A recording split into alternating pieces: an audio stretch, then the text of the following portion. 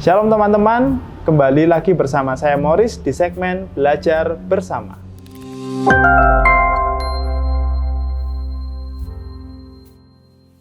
Buat teman-teman yang nggak tahu apa itu Belajar Bersama adalah segmen yang dibuat oleh GSIA Maranatha untuk bisa menampung pertanyaan-pertanyaan dari teman-teman tentang banyak hal, entah tentang kerohanian, juga tentang kehidupan sehari-hari. Kalau teman-teman mau memberikan pertanyaan, bisa melalui kolom komentar di YouTube atau juga bisa melalui sosial media GSIA Maranatha, bisa lewat Instagram maupun lewat Facebook. Dan jangan lupa untuk bisa subscribe YouTube GSIA Maranatha dan nyalakan lonceng notifikasinya agar tidak ketinggalan program-program atau konten-konten yang baik, konten-konten yang bermanfaat dari GSIA Maranatha.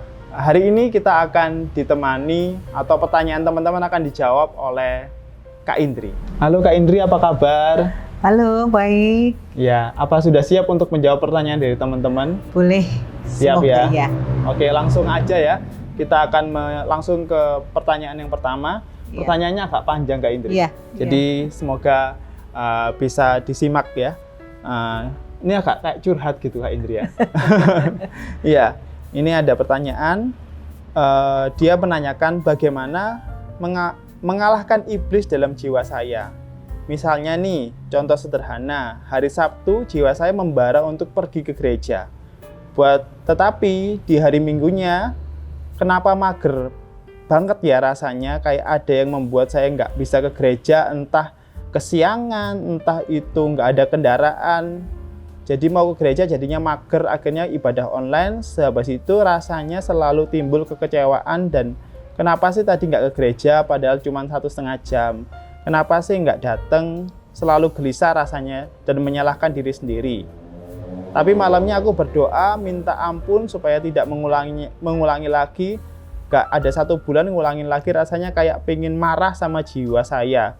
Kenapa kok kayak gini? Maaf ya Kak, sambil curhat, terima kasih. Ya. Jadi kayak dia kayak merasakan jatuh bangun gitu ya. Iya.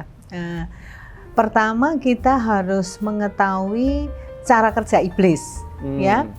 Iblis itu biasanya pertama melihat keinginan kita. Apa yang menjadi keinginan kita, itu yang dikejar. Lalu iblis berusaha menipu setelah itu. Nggak apa-apa, kamu nggak ke gereja nggak salah kok, gitu. Nah, akhirnya yang berikutnya iblis mendorong kita untuk tidak taat kepada firman Tuhan. Itu cara kerja iblis dulu yang perlu kita ketahui ya. Nah, kalau kita sudah tahu cara kerja iblis, maka kita harus kenali itu dalam sisi apa kita seringkali jatuh. Seperti teman kita ini kan setiap minggu itu malas ke gereja pagi ya. Nah, berarti dia mulai kenali itu, belajar mengenali aku kenapa kalau minggu pagi itu pasti males ya. Mungkin Sabtunya dia nonton YouTube sampai malam, dia tidak mempersiapkan diri untuk ke gereja besok, atau mungkin dia tidak punya teman ketika di gereja sehingga tidak ada yang mendorong dia. Itu jadi untuk melawan iblis kita harus tahu dulu kapan saya sering jatuh gitu. Yang kedua, kita harus punya kerja keras dalam diri kita untuk memang melawan iblis, karena Alkitab kan bilang ya lawanlah iblis maka iblis akan lari gitu ya. Terus yang ketiga pasti minta pertolongan dari Tuhan. Ini teman kita ini kan jatuh bangun minggu ini ke gereja, terus nggak ke gereja. Setelah nggak ke gereja dia menyesal ya, lalu berusaha ke gereja tapi bulan depan nggak ke gereja lagi. Nah, mintalah pertolongan Tuhan supaya kita punya kesungguhan hati ikut Tuhan. Jadi untuk melawan iblis itu ada strateginya gitu ya? Dari diri kita, kemudian dengan pertolongan Tuhan. Gitu. Jadi nggak bisa kita diem-diem aja. Setengah-setengah nggak bisa. Karena iblis itu gigih. Ya, cara kerja iblis itu gigih. Gitu. Jadi kita berarti harus lebih gigih lagi. Lebih gigih mengatur strategi, menghadapinya dan minta tolong sama Tuhan. Betul, gitu. Betul. Kalau kekuatan kita sendiri pasti tidak bisa ya. Semakin kita cinta Tuhan, maka kita semakin bisa mengalahkan iblis. Ya. Semoga bisa menjawab, dan kayak saya rasa juga jawaban dari Kak Indri sudah mewakili ya, sudah sangat lengkap untuk menjawab pertanyaan tersebut. Iya. Kita boleh lanjut ya Kak Indri ya.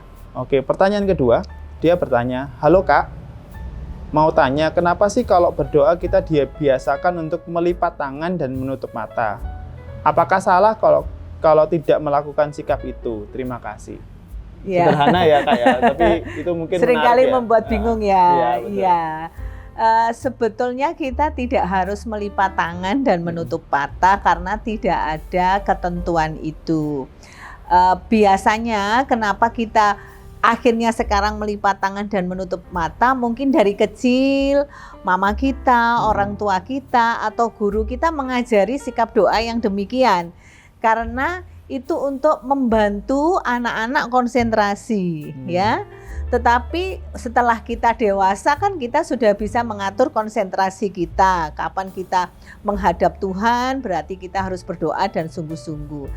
Di Perjanjian Lama, di Alkitab, yang khususnya Perjanjian Lama, memang ada beberapa tindakan-tindakan doa.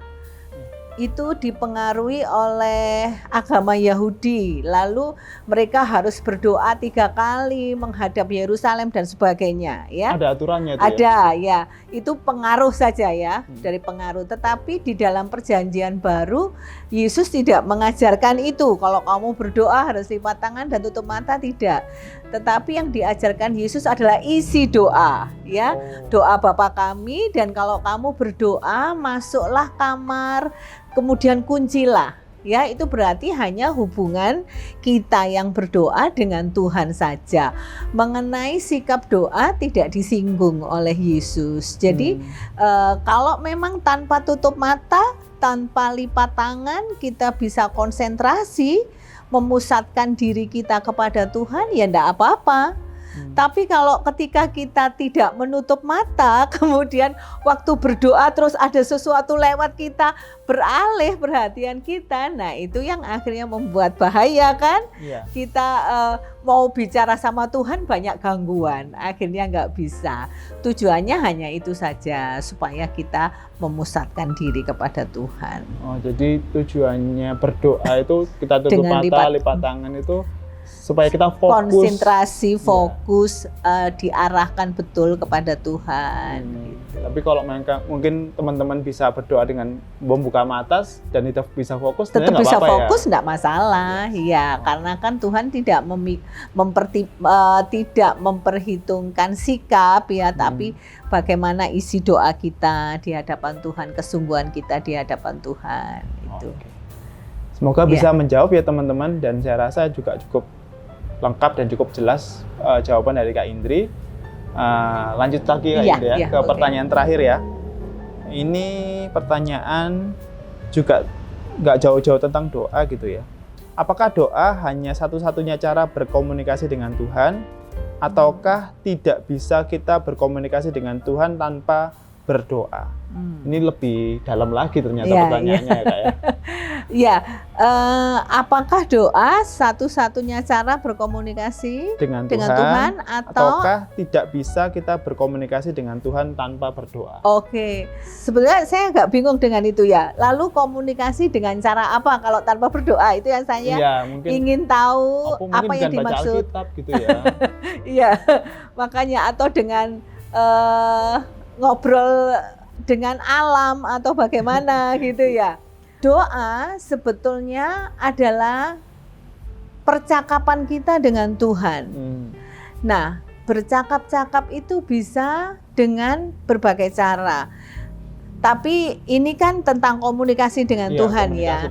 Nah, berkomunikasi dengan Tuhan itu berkaitan dengan bagaimana Tuhan menyatakan dirinya. Yang pertama kan dengan menyatakan melalui firman-Nya, ya, itu berarti pernyataan khusus.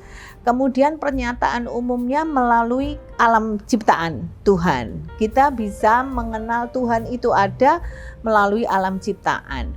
Nah, kalau kita ingin berkomunikasi dengan Tuhan, ketika kita menikmati keindahan alam, kemudian kita memuji Tuhan dan mengagungkan Tuhan, itu sebetulnya kita juga sedang menjalin komunikasi dengan Tuhan.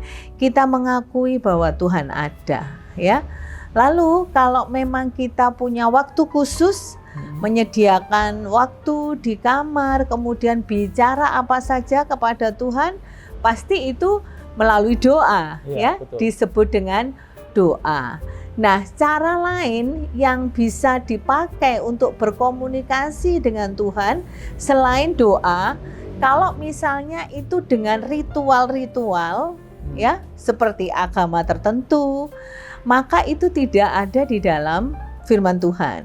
Ya, misalnya ini ya, berkomunikasi dengan Tuhan dengan menyalakan apa, ya. Atau dengan melepaskan apa, nah itu tidak ada di dalam pengajaran Alkitab. Pasang-pasang apa itu tidak ada di dalam Alkitab kita. Itu bukan satu bentuk komunikasi orang Kristen dengan Tuhan. Nah, komunikasi orang Kristen dengan Tuhan ya dengan berbicara langsung atau dengan menikmati keindahan alamnya, mengakui bahwa Tuhan ada. Itu adalah komunikasi kita dengan Tuhan. Oh, jadi ketika kita mungkin di batu gitu, terus kita lihat keindahan alam, kita mengucap syukur, itu juga salah satu bentuk komunikasi. Itu berarti kita sudah terhubung dengan Tuhan, ya. Berarti kita itu sudah ada kontak dengan Tuhan. Tidak mungkin orang yang nggak kenal Tuhan, tidak percaya adanya Tuhan, lalu mengagungi kebesaran Tuhan. Tidak mungkin ya. Tapi karena dia sudah tahu bahwa Tuhan ada, maka dia ada kontak dengan Tuhan. Nah, sebetulnya ini berkaitan dengan pertanyaan sebelumnya ya. Apakah berdoa itu harus tutup mata? Betul. Itu tadi. Nah, ini tidak harus tutup mata ketika kita melihat keindahan Tuhan dan kita bersyukur akan kebesaran Tuhan. Kalau tutup mata nggak kelihatan. Ya, tidak kelihatan keindahan itu alamnya ya kan. Ini sudah berkomunikasi dengan Tuhan. Iya. Semoga bisa memuaskan jawabannya dari teman-teman semua ya. Dan itu aja mungkin 3 pertanyaan yang sudah dijawab dengan luar biasa oleh Kak Indri. Terima kasih sekali lagi buat Kak Indri yang sudah menjawab pertanyaan dari teman-teman. Buat teman-teman yang sudah menyaksikan program ini, saya juga ucapkan terima kasih. Semoga bisa menjawab dan bisa memberikan insight baru buat teman-teman. Dan sekali lagi saya mengingatkan, jangan lupa untuk subscribe YouTube GSIA Maranatha dan nyalakan lonceng notifikasinya agar tidak ketinggalan konten-konten menarik dari YouTube GSIA Maranatha. Sampai jumpa, Tuhan Yesus memberkati.